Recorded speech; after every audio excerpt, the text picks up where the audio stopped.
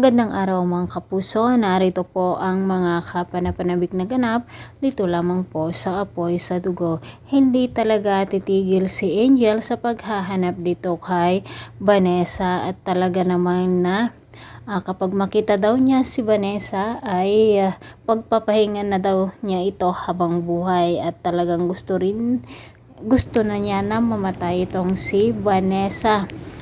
At habang nasa sementeryo nga itong si Vanessa ay lumapit sa kanya ang nanay ni Angel. At dito nga naikwento lahat ng nanay ni Angel ang ginawa ni Angel sa kanya noong iginapos niya ito, at sinabi rin niya na masamang tao sina Angel at Kiara. Nang makita nga ng babae ang humahabol dito kay Vanessa, ay nasabi nga niya kay Vanessa na hindi ito si Angel, na hindi siya ang kapatid niya sa ama, kundi ito ay si Kiara. At dito nga malalaman ni Vanessa na si Kiara ay nagpapanggap lamang na Angel.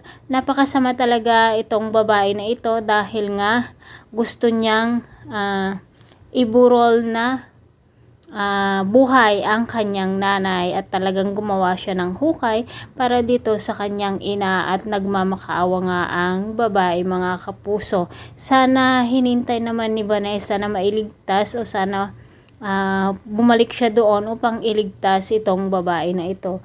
Naikwento naman ni Vanessa dito sa kanyang kaibigan na hindi pala si Angel ang kanilang nakakasalamuha sa kanilang bahay, kundi ito ay si Kiara.